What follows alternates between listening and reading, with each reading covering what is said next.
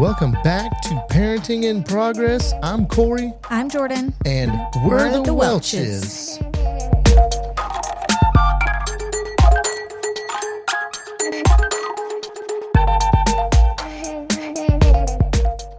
Welcome back to episode number 2. The bun is going to be baking. We're going to start this pregnancy journey. So we're going to be talking about, some different changes Jordan definitely had and just kind of different changes in our family, but kind of between the both of us. So basically to start it off, Jordan, did you like being pregnant? How was it? I loved being pregnant. I am very blessed and very thankful that I never threw up once. I got a little nauseous, but I had a very smooth, easy pregnancy, and I'm so thankful for it. I enjoyed every bit of it.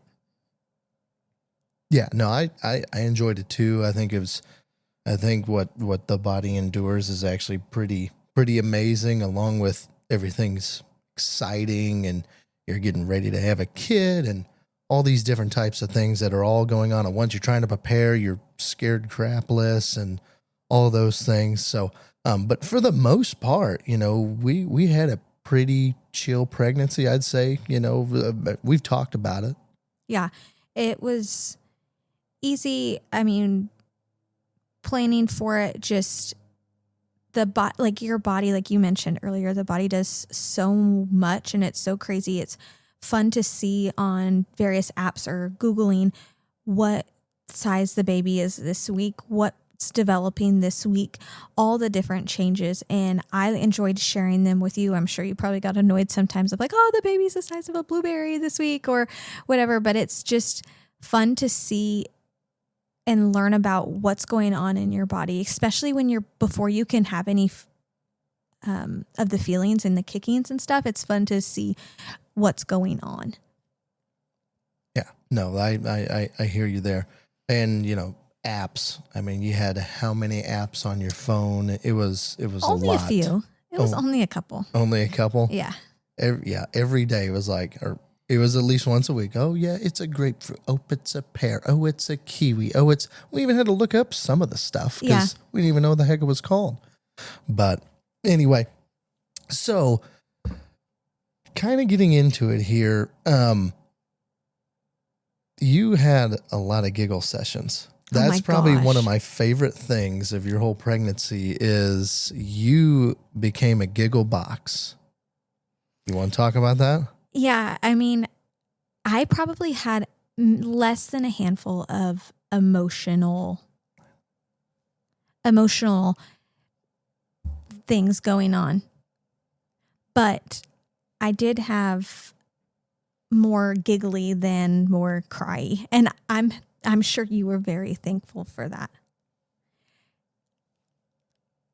Were you thankful that I was more happy and giggly than a crying mess? It was pretty comical because you could tell the stupidest joke that you would never think you'd laugh on, and you'd spend 3 minutes laughing on. Oh, for sure. I mean, you would have thought I was the Kevin Hart of the household or something. I mean, it was crazy.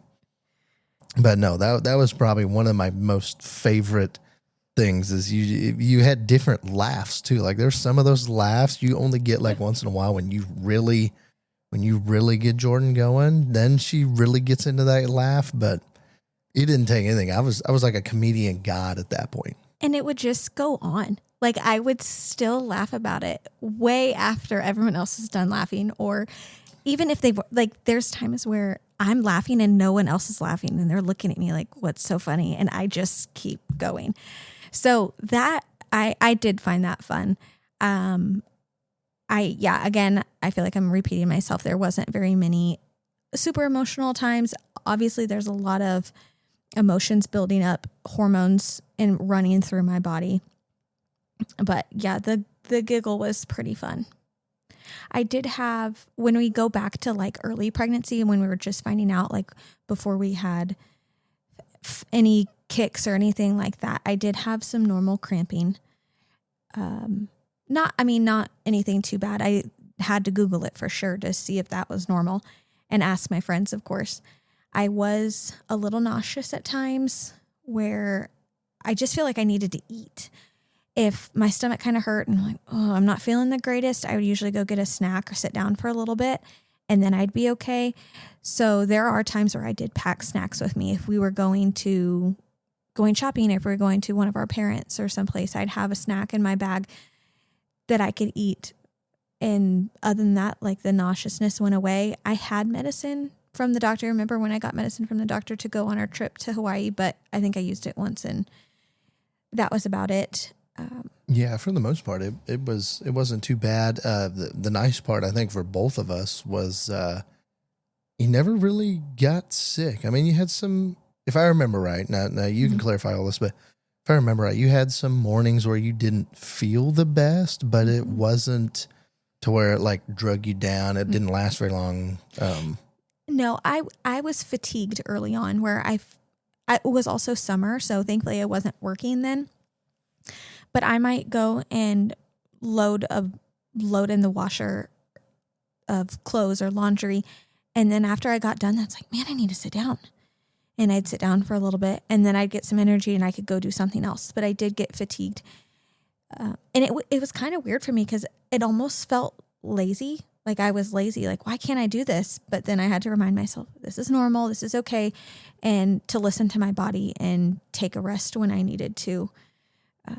I mean, yeah. So, and I would say, you know, back on the nauseous one, just real quick to put in there, it seemed like eating usually helped. Mm-hmm. I mean, even if you just had a little snack of a cheese stick or something, it seemed like it helped with that nausea as well. So, yeah, there are times. Oh, sorry, but there are times when if I just got done eating supper, it's like if I ate too fast, there would be maybe a 20-minute window where my stomach hurt, like felt bloated.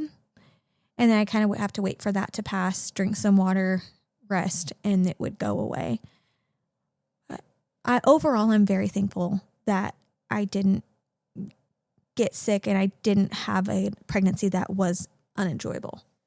Yeah. And speaking of rest, let's get into the sleeping subject because that's usually is always talked about in pregnancies. Some have a lot of sleep and some don't get much sleep. Some end up snoring. I mean, you hear all sorts of people talk about different things. How do you think you got enough sleep? How was your sleep during it? I feel like my sleep was overall really good until probably the last month. I was able to sleep in the normal positions for the first 4 months or so. Once I started, it would probably be about like 16 weeks or so. When I started to get kind of a pooch, then I would turn to my side. I am a stomach and a back sleeper, so it was actually really hard for me to adjust to sleeping on my side. That's when the good old Amazon Prime days pregnancy pillow came in. Oh, Corey's son of a gun. enemy. Yeah, a lot of guys, they kind of refer to the OB or the doctor to be their arch nemesis, but, I think my arch nemesis was this damn pillow. I don't understand why you hated it so much because I stayed on my half of the bed. But the pillow was right up against the line, and it just felt like it was touching me. No matter what way I oriented myself, whether it was it ended around the knee because I think it went in between your legs. So it ended around my knee, but like my torso would touch it all the time because I'm a front sleeper all the time for the most part. And so my shoulders are always, widthwise, and I would always just hit. And then you set so much higher than me, it felt like. It wasn't like sleeping next to somebody. It just felt like you were sleeping next to a pillowed wall is what it felt like. Poor you. It was. Man. For all the guys out there listening, you both can suffer in pregnancy. So don't let the women steal all the thunder, So there are some things you can complain about it. You have that right now. Yeah, your body's not going through those changes. I'm not saying that part of it, but that dang pillow, You were glad when that thing left. Oh, man, I'm so glad when we vacuum packed that sucker and stuck it in the basement. It's like, see you later, son. Like, I don't really care to see you later, but whatever. It will come back. Don't worry. Maybe But someday. yeah, that pillow helped, especially I would say if you're a stomach sleeper or a back sleeper, the pregnancy pillow did help provide some support to your stomach and your back to help you sleep on your side. The sleep that I got was fairly normal. I mean, as pregnancy went on, I might get up to go to the bathroom a little bit more, but I specifically remember the day it was back to school in service from winter break, and that night I was up almost every hour. And it wasn't like that for the entire length of the rest of the pregnancy, but when you're getting a little bit more uncomfortable anyway, you get up. I remember waking up, I'd go to the bathroom, come back, rotate. I felt like a rotisserie chicken, just rotating sides throughout the night to stay comfortable. But I did get a decent amount of sleep, I would say. Yeah, what I remember you complaining about getting sleep was mainly like the last couple months.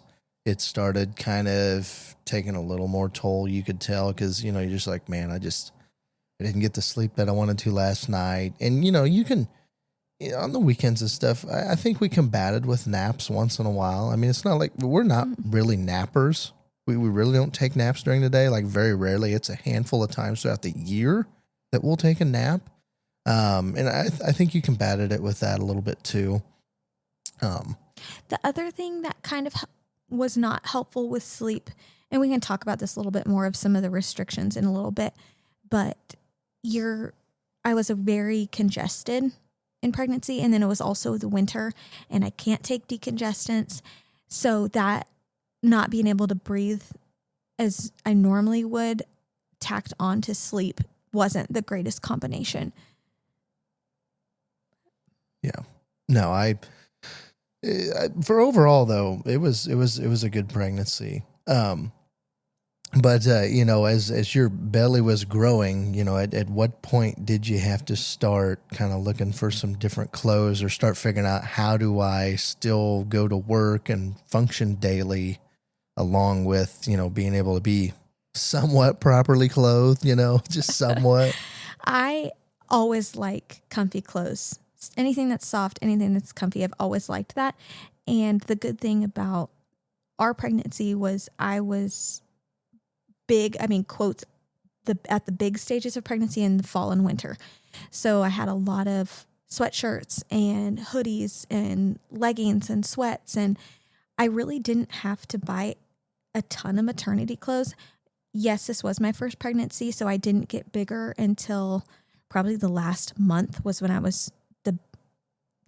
felt like I was big.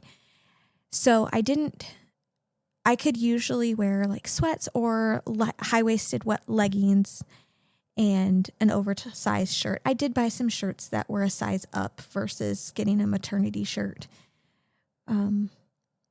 Stretchy pants, those are great. At work, I had some maternity leggings. Well, and that's so and the tops weren't really that bad.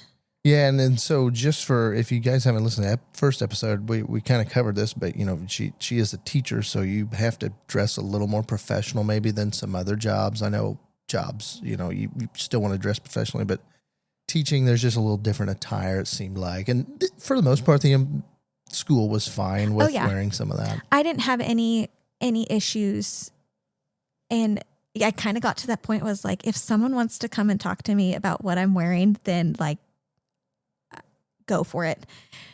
I think there's kind of that other thing that's like, oh, she's pregnant, so we'll let it slide. It's not that I wasn't professional or dressed appropriately. I was definitely in comfier clothes. I also get up and down off the floor a lot. And I think there's some flexibility in my job with that too, to know that, hey, like give her some grace. She's pregnant. Everything is covered and she's not wearing anything inappropriate. So it's fine. So you did get some maternity pants. You opted in to get some. I had maternity leggings. I did have maternity jeans, and I bought some from a friend. But maternity jeans, I could never wear them right. When I got big enough to where I couldn't wear my own jeans, but maternity jeans were still too big. They were baggy. I was in that weird stage of not being able to fit into my own clothes, but maternity clothes didn't fit right either. I will tell you, if you don't know the ponytail hack with your jeans, that's your best friend. Just Google the ponytail hack with pants, but any pants that have like a button and a zip button closure, you can wrap a ponytail around one and it expands the waist. So you can still wear your pants a little bit longer. There have been some times though at lunch at work where I would unbutton my pants just to give myself a little bit of a breather before I got back with the working with some kids. But that I was able to expand my own clothes that way. I was gonna say, for all the guys listening, sometimes we eat a big dinner. I think I might try that ponytail hack on my jeans next time. Just might try it out. I might need to do that. Just to, usually you get you can get your ratchet belt anymore instead of the holes. That works wonders. Now I'm thinking maybe I need to take that a step farther. So some of you guys out there putting on them support pounds to support your ladies and your pregnant ladies. Yeah. I feel for you. I'd try it. It just gives you a little bit of extra breathing room. Mm-hmm. And then you just undo it and you can be back to where you need to be. But when we were talking about teaching, and I'm up and down off the floor a lot. Mm-hmm. Obviously I like to be comfortable, and when pregnancy has a way of you just adapt to what works and what doesn't work. I remember trying to tie my tennis shoes and it's like, oh, I can't do that anymore. Like I can't reach down and tie my shoe. So I learned to put my leg like I'm sitting, with your leg up. I don't know how to explain it, but like that. So then you can tie your shoe on the side. And getting up off the floor, I'm sure my 5 and 6-year-olds that I worked with were probably like, what in the world is Mrs. Welch doing? Because I would like lean forward to my hands and then I'd get on my knees and then I could stand up that way. You just find your own ways to get what needs to be done. Probably like, man, she needs to work out. She's out of shape. She's having them puffing. I think I'm telling them like, hang on, Mrs. Welch, wait for me. I got to get up off the floor here. So you just find your body, you find ways to adapt to your growing body. So like when you when you got to the point where you couldn't hardly tie your shoe, like what does that feel like? Like, is it just a big belly in the way, or there's like a big belly in your way, and you can't reach your foot? Can you breathe? Because half the time I felt like not you were when trying you're to in hold that position. You were trying to hold your breath sometimes, and usually you get it done, you're like, that's what I remember. I remember having you tie my shoes sometimes too, or you take them off, because I couldn't. Oh, sorry, I moved my mic and I didn't mean to. I think I used to tie my shoes, like I'd sit on the bed or I'd sit on the couch and I'd tie my shoes. And I couldn't do that anymore. I'd have to sit on the floor. Sitting on the floor, I was at a different level that I could reach better. But yeah, when you try to do it your normal way, your belly's in the way and it's just weird. Like you look down at your stomach and you're like, oh, well, okay. Like your brain starts thinking, how am I going to get this done? Mm-hmm. How can I do this? I can't move this way anymore. I can't reach that over here. So how can I get it done? Utilize your husbands too. Like there's times I've seen memes on Facebook where they're like, my husband, or how I act when my husband's home. And then me when my husband's gone and you're pregnant and you're doing all your normal things. But then when your husband's home, oh, you need help because you can't do it. I was going to say, I have trouble trying to get flexible with my pregnant belly that I have right now. It seems like it doesn't deflate anymore, but I can understand some of your issues for sure. So anyway, switching subjects, the hormones, obviously, as you get pregnant, your hormone levels, they start increasing pretty drastically, and that can change the personality in a person for sure. So just, I know what you are like. I'm just curious to get your version first to see what you say you were like. I feel overall I was pretty good to you. but I do know I was definitely more irritable and I had less patience. Even at work, I would like have to take a deep breath because I'm just getting frustrated so easily. And then I would apologize to the students. I'm like, I'm so sorry. I get frustrated easily. Let me take a break. Let me get a drink. And I teach social skills too. So I felt like that was a good way that I could model that, like, hey, I need a break. I'm getting frustrated. I was able to tie it into teaching, but I definitely noticed my patience was not there. I would get really irritated on little minor things. And I do remember you saying, Jordan, it's okay. Take a deep breath. Yeah, I can't remember actual specifics, but they were something that just was not a key priority at the time. They were very minor things that would just tick you off.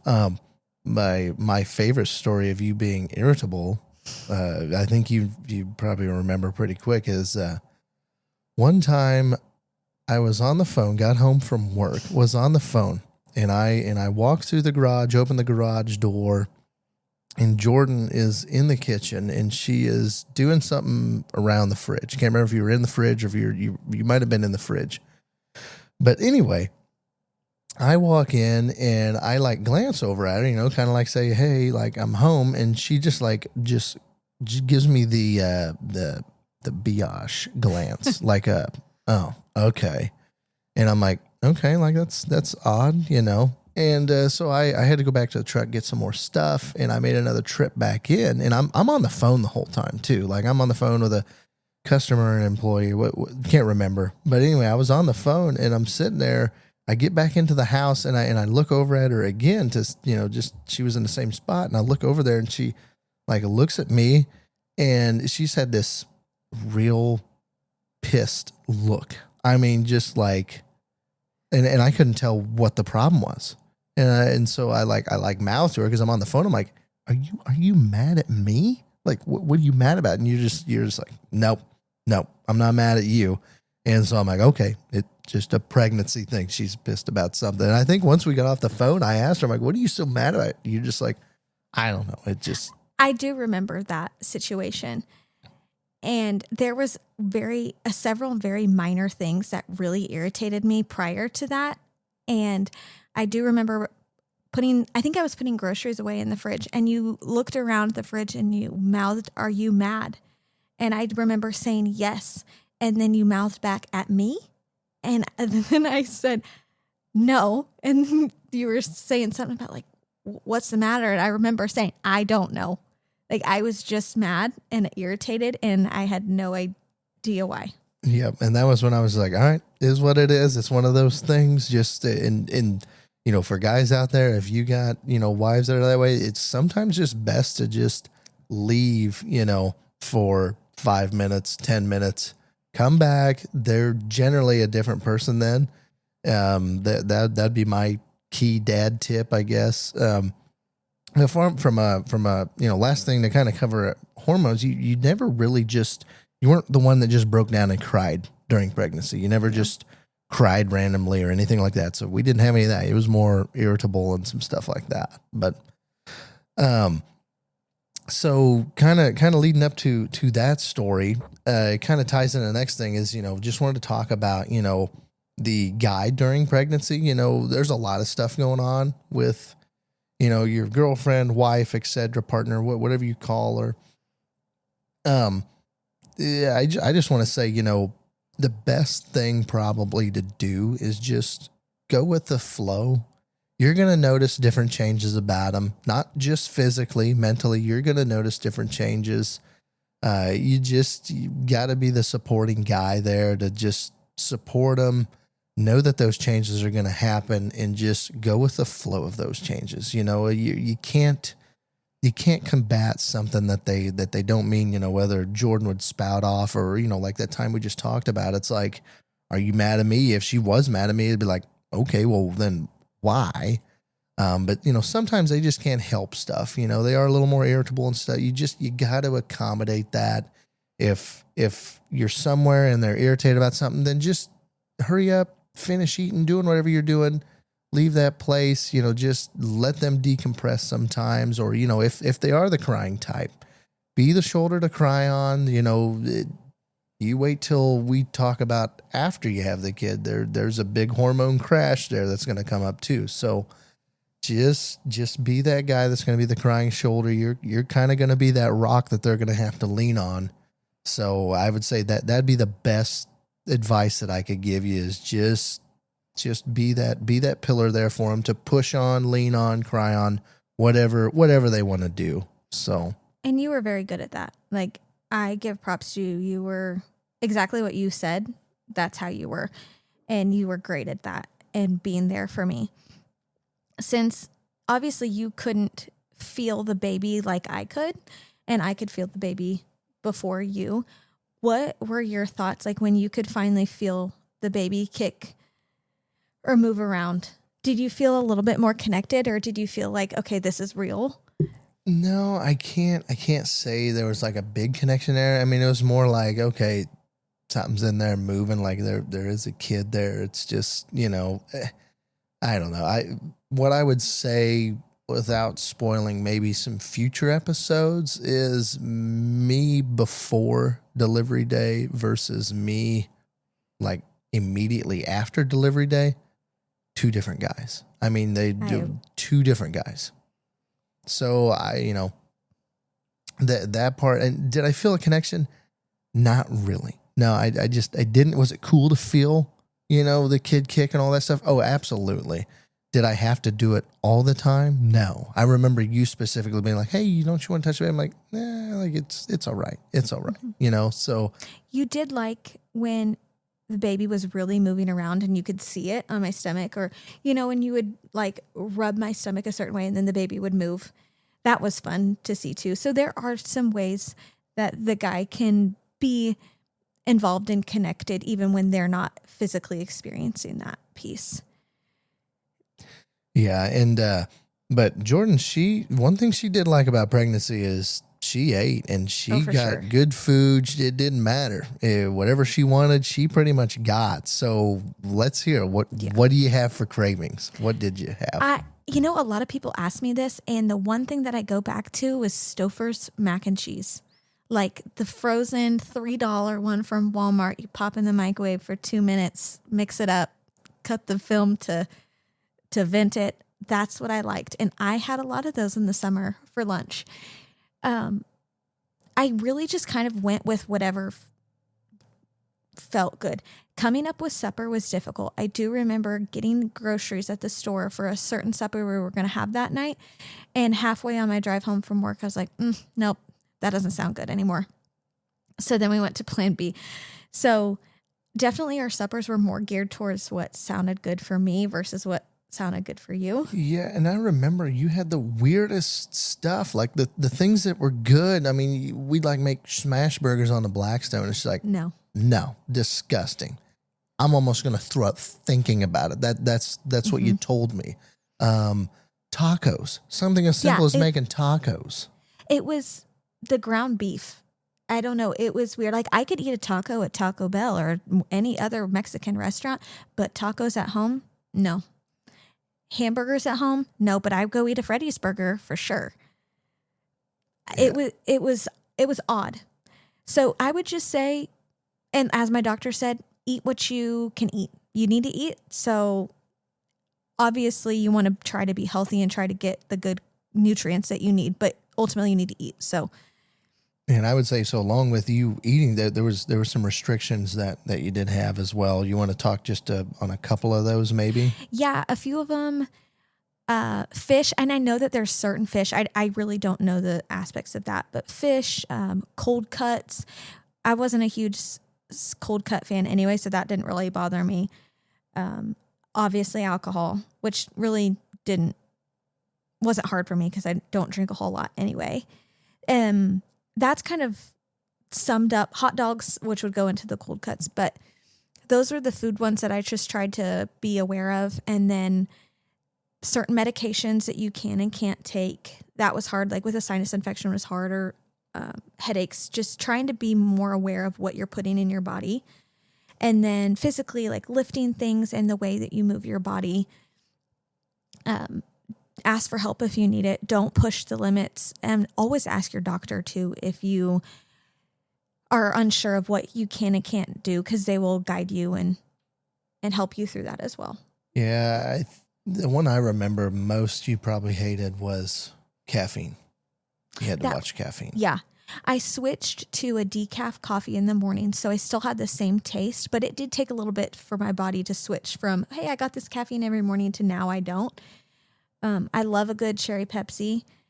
I would have those every once in a while, but I was trying to drink more water, and I like bubblers.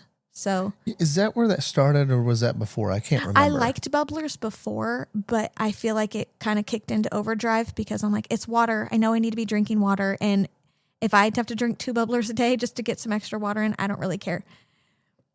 But that was kind of it. Caffeine wasn't too difficult, but just trying to drink the water was hard. Yeah. So,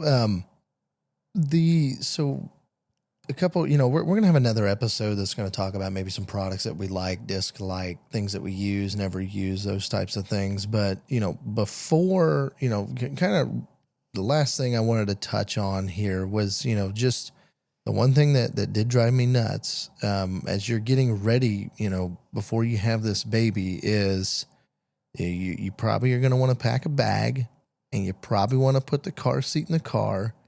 And I'm not going to lie, me as a guy, I thought it was crazy that we had to have the car seat in the car pretty much a month before we went on to basically deliver the kid. I mean, I know it could happen anytime, but I'm just like, that was one thing that did irritate me. It was one of your pregnancy deals. I'll just blame it on that. That's fine. But you're just like, well, we need to get this in there. I don't know why our car seat isn't in there. I'm like, it's like a month away. I mean, if it happens overnight, one of the parents can bring it down to the hospital and we'll slap it in or whatever. I mean, I thought it was way too early. I mean, if it was like a couple weeks around the due date, sure, I could see that. But I did think it was, and I remember having to take it out when we had some friends that we carpooled, and I'm like, really? Here we are taking it back out. And then, oh, heaven forbid, we got done having fun that night. Next day, oh, you better put it back in there. You know what? It's funny. A lot of people that have already had a child and are expecting another one, and if I check with them and say, hey, you have things ready, they're like, oh, well, I don't have the car seat in yet. But so that is something that I probably was like super hyper fixated on, that, what, as long as it's in the car, or grab it on your way to the hospital. You can install it in the hospital parking lot if you have to. It's okay. And I would say one of the key things, but before you go, whether you're getting induced, having a C-section, if it's a planned thing where you're going to go have the baby that day, if it's unexpected, can't really do this. But somebody gave us the advice the day before we went in to get induced was just take that day off and just be you guys, because you won't have that for quite some time.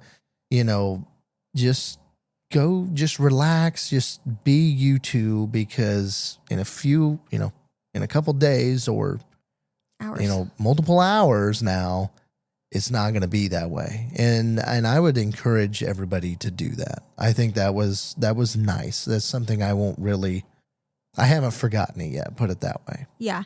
I remember as I was getting closer and I wasn't 100% ready to be gone at work yet, leaving every night, like, okay, I mean, I think I'm going to be back in the morning, but it was a little bit of anxiousness inside of me of like, oh, I might not be back and I don't have everything ready. It was just my own personal thing of just knowing that I wasn't ready, and it bothered me. But back to what you had said. Yeah, I mean, and we didn't even do anything that day. No, we went out to eat. That's right.